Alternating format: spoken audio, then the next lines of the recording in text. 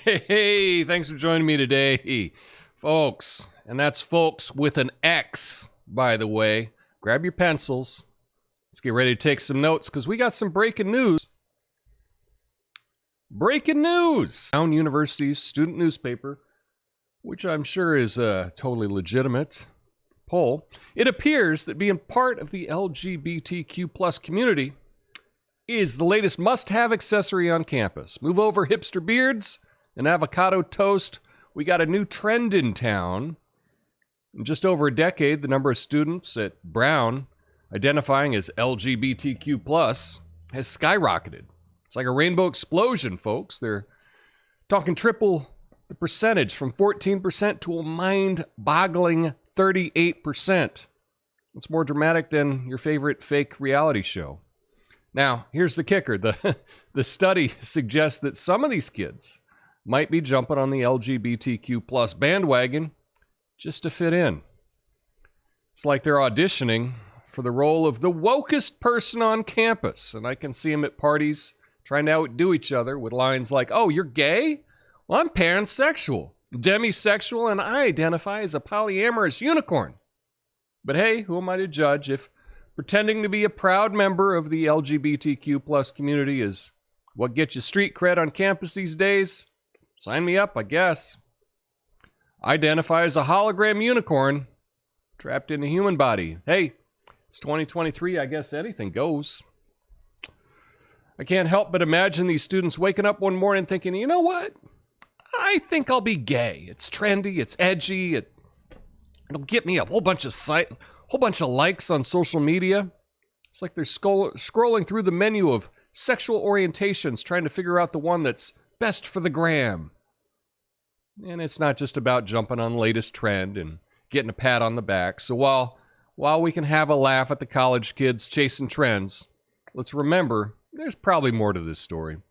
In the end, it being part of the community makes these kids feel accepted and helps them find their tribe. Who are we to rain on their parade? So go ahead, college kids, embrace your newfound sexual identity.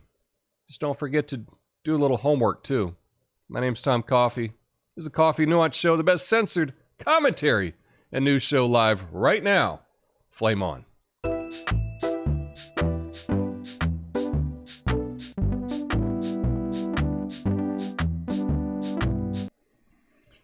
Oh my goodness. Oh my goodness. What a story, huh? That's kind of weird.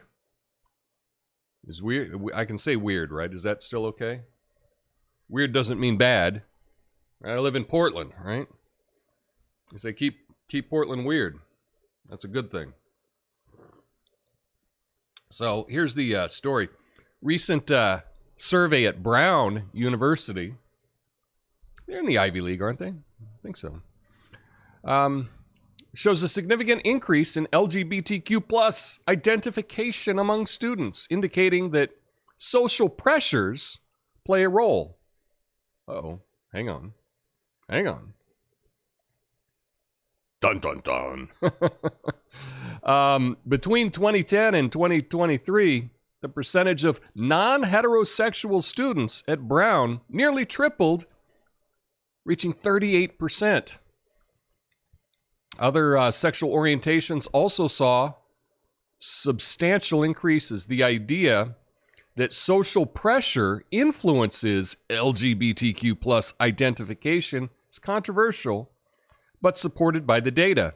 The study suggests that individuals with occasional, rather than sustained opposite sex attraction, are increasingly identifying as LGBTQ. Now, if anyone's watching my video for the first time, I just want to clarify something real quick. On the Chiron here, I have social contagion. That may sound like a bad thing, okay?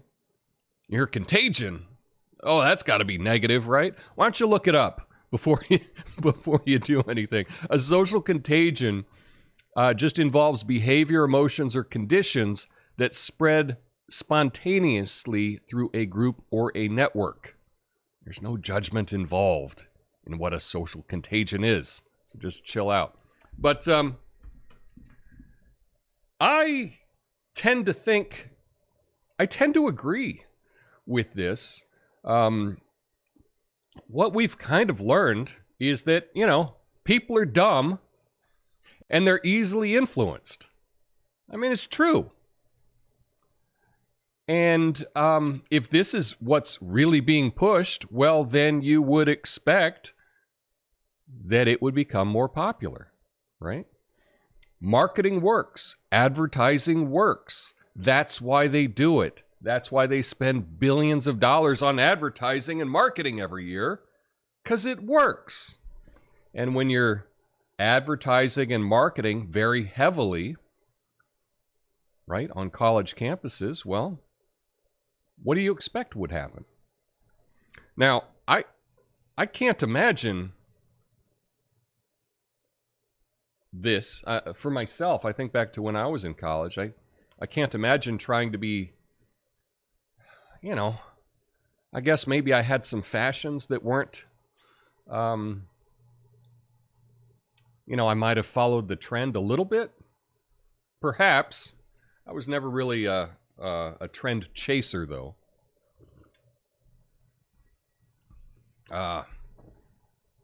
But then the question is this a good thing? Is this a bad thing? I don't know. I do know, though, that Gen Z, that's who we're talking about, right? Based on all the polling, seems to have the most mental illness, struggles, and seem to be the most unhappy of any generation ever.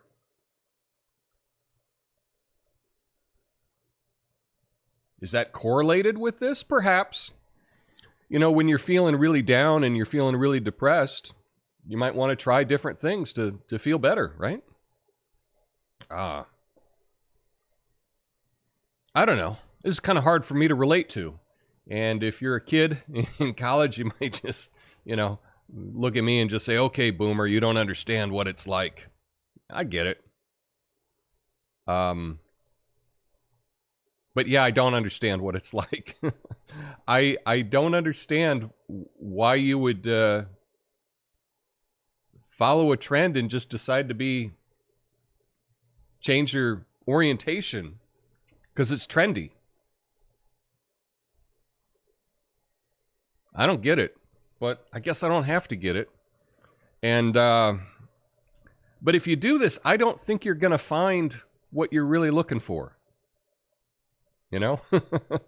But I don't know. This is just kind of weird. This is odd to me. And when I say weird, weird's not bad. It's just different. So anyway, we got a number of stories to get to today. We're going to run through a couple. Some might even stick around for this. You might be able to get some free money. That's right, free money coming up. But I guess I'll give you a little update on what's happening internationally.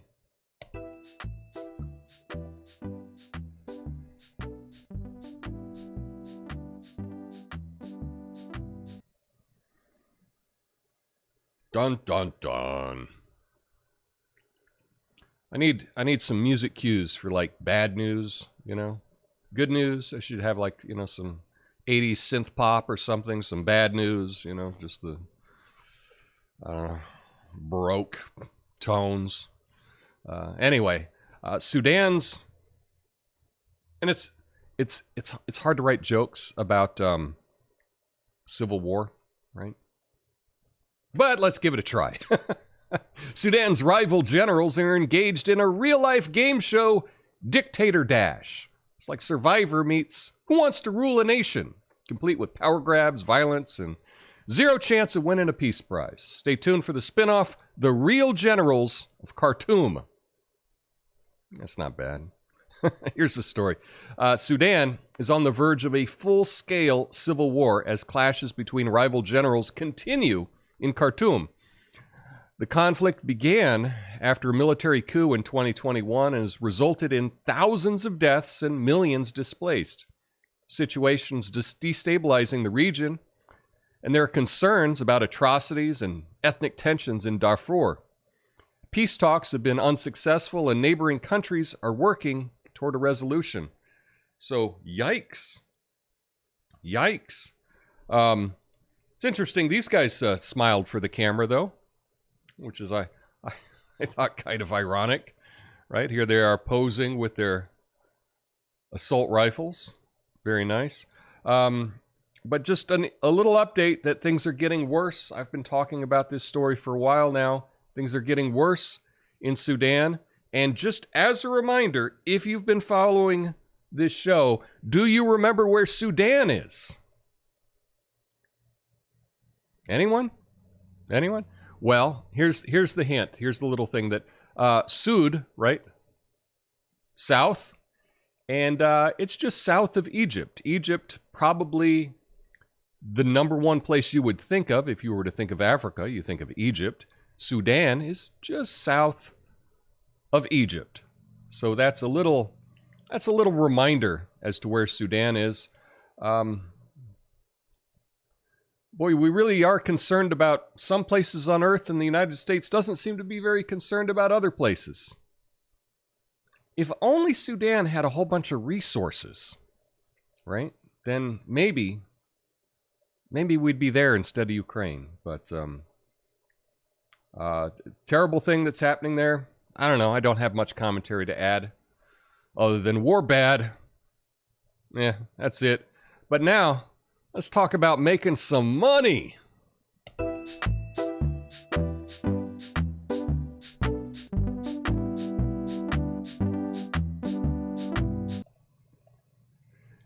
Did you hear? Wait, that's not.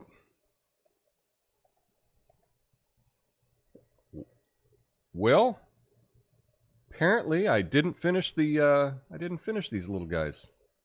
Huh. Interesting.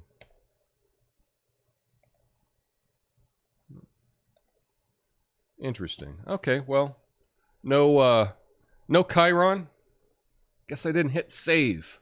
It's always something. Hey, did you hear about Doug Burgum's campaign offering gift cards to donors? Talk about a dollar store version of political fundraising. I mean, forget about winning hearts and minds. He's going straight for your wallet. It's like a political infomercial. But wait, there's more. Donate now and get your very own $20 gift card. You know, they say money can't buy happiness, but apparently it can buy you a spot on the debate stage. So here's the story. North Dakota governor and GOP presidential candidate Doug Burgum is offering $20 gift cards to donate to donors who contribute as little as $1 to his campaign. This unconventional fundraising tactic aims to help him qualify for the debate stage and raises some legal questions. The campaign plans to distribute gift cards to up to 50,000 donors, potentially costing nearly $1 million for Burgum. But he's got his net worth is over $1 billion, so he can self-finance his own campaign. Some experts raise concern about potential campaign violations, while other lesser-known candidates are also resorting to creative fundraising methods. So this is interesting, and just so you know, I may have tried it out for myself. Of course, you're giving up your name and your address and, your email and all that kind of stuff. But we give all that up for a lot less than a $20 gift card, right? So, whatever. I've done this in the past. I actually appreciate these strategies. I don't see these as being necessarily that bad. You know, what this tells me is the guy's creative, or he's hired some creative people for his team, and that's what you want. You want someone to bend the rules, to work within the current guidelines to get the best result. Right? That's what you want to do for everything. I have, and there have been these types of things in the past. Wow, I start talking about this guy and all of a sudden I'm having issues streaming. I start talking about an outsider candidate and immediately the streaming has an issue. That's interesting. That's very interesting. Anyway, it should fix itself, hopefully. Hopefully. Yeah, we are real jumpy. I wonder if we're jumpy on the other ones as well. Looks like we seem to be jumpy on Rumble too. Huh. No?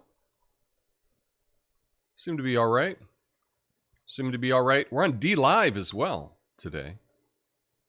So, but yeah, very interesting. Just start talking about an unapproved candidate, and we run into issues. I'm sure that's just a coincidence, though. I mean, not everything is a conspiracy, right?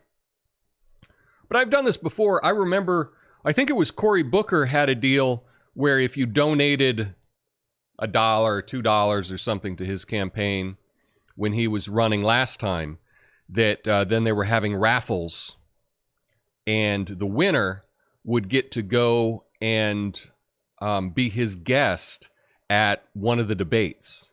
And I thought that'd be really cool. I'd show up wearing my Tulsi Gabbard shirt, right? But, so I've done that before. I want to reward creative thinking, and if I can benefit monetarily for it, why not? I'll give it a shot, right? And so anyway, if you are interested in this $20 gift card, like I said, it is at BidenReliefCard.com, or you can just, Google Doug Burgum. I know nothing about this guy. Before yesterday, I'd never heard of him in my life. So who knows what he's about? I should have probably checked it out a little bit, but I was working on getting some other things working.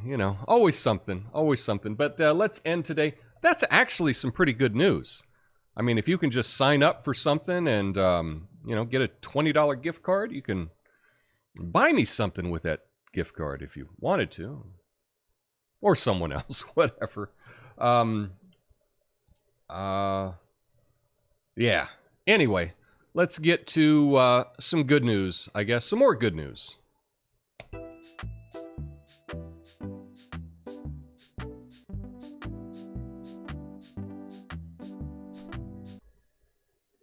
So move over, Cinderella. There's a new fairy godmother in town named Cole Catano.